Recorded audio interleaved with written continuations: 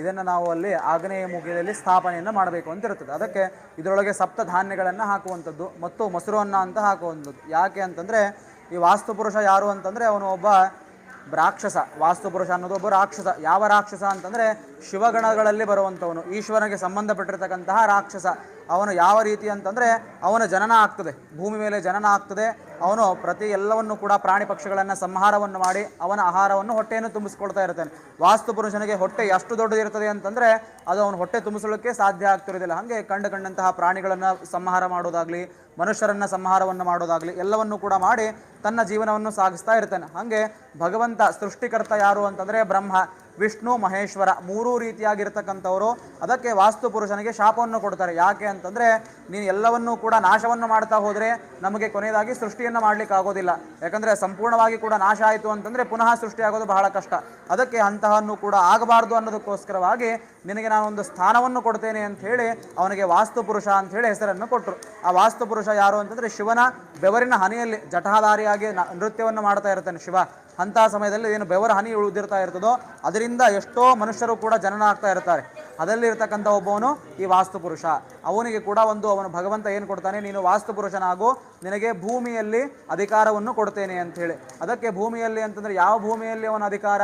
ವಾಸ್ತು. ನಾನು ಆವಾಗಲೇ ಹೇಳಿದೆ, ಕಟ್ಟಡ ನಿರ್ಮಾಣ ಆಯಿತು ಅಂತಂದರೆ ಇಲ್ಲಿ ವಾಸ್ತು ಬರ್ತದೆ ಅಂತ ಹೇಳಿ. ಅಂತಹ ಮನೆಯಲ್ಲಿ ನಿನ್ನ ವಾಸ ಇರಬೇಕು. ಅದಕ್ಕೋಸ್ಕರವಾಗಿ ನಿನ್ನ ಸಾನ್ನಿಧ್ಯ ಆ ಮನೆಯಲ್ಲಿ ಯಾವ ರೀತಿಯಾಗಿರಬೇಕು ಅಂತಂದರೆ ಭೂಮುಖವಾಗಿ ಇರಬೇಕು. ಯಾವುದೇ ಒಂದು ದೇವರನ್ನು ನೋಡಬೇಕು ಅಂತ ನಾವು ನಮ್ಮ ಮುಖವಾಗಿ ಇಟ್ಕೊಳ್ತೀವಿ. ಒಂದು ಮೂರ್ತಿ ಆಗಲಿ, ಒಂದು ಫೋಟೋ ಆಗಲಿ, ನಾವು ನಮ್ಮ ಮುಖಾಂತರವಾಗಿ ಇಟ್ಕೊಳ್ತೇವೆ. ಆದರೆ ಈ ವಾಸ್ತುಪುರುಷ ಯಾವ ರೀತಿ ಇರ್ತಾನೆ ಅಂದರೆ ಭೂಮಿಯನ್ನು ನೋಡ್ತಾ ಇರ್ತಾನೆ, ಡಬ್ಬು ಮಲಗಿಸ್ತಿರ್ತೀವಿ. ಯಾಕೆ ಅಂತಂದರೆ ಅವನ ವಾಸ್ತುಪುರುಷ ಅತ್ಯಂತ ಉಗ್ರವಾದವನು. ಅವನಿಗೆ ನಾವು ಸ್ಥಾಪನೆಯನ್ನು ಮಾಡಬೇಕು ಅಂತಂದರೆ ಎಲ್ಲ ಸಪ್ತ ವಿಧವಾದಂತಹ ಧಾನ್ಯಗಳನ್ನು ಹಾಕಬೇಕು.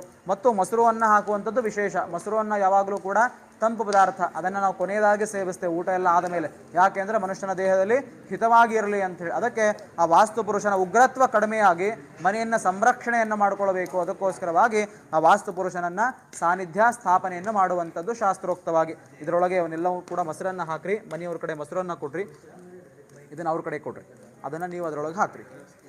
ಇದು ವಾಸ್ತುಪುರುಷನ ಮೂರ್ತಿ ಯಾವ ರೀತಿ ಇದ್ದ ನೋಡ್ರಿ ಇರತಕ್ಕಂಥವನು. ಇದನ್ನು ಅದರೊಳಗಡೆ ಹಾಕಿ ಸ್ಥಾಪನೆ ಮಾಡಿಸ್ಬೇಕು.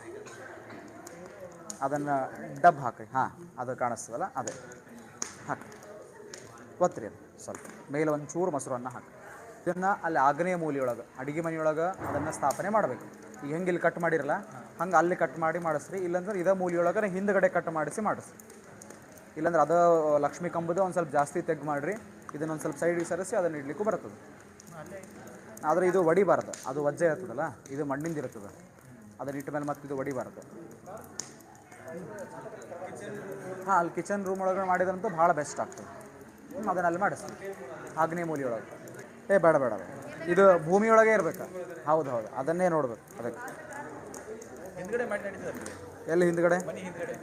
ಇಲ್ಲ ಇಲ್ಲ ಅಲ್ಲ, ಒಳಗೆ ಮನೆ ಒಳಗನ, ಮನೆ ಒಳಗಡೆ ಇತ್ತು. ಇದನ್ನು ಸದ್ಯ ಅಲ್ಲಿ ದೇವ್ರ ಮನೆಯೊಳಗೆ ಇಟ್ಟು ಬರ್ರಿ.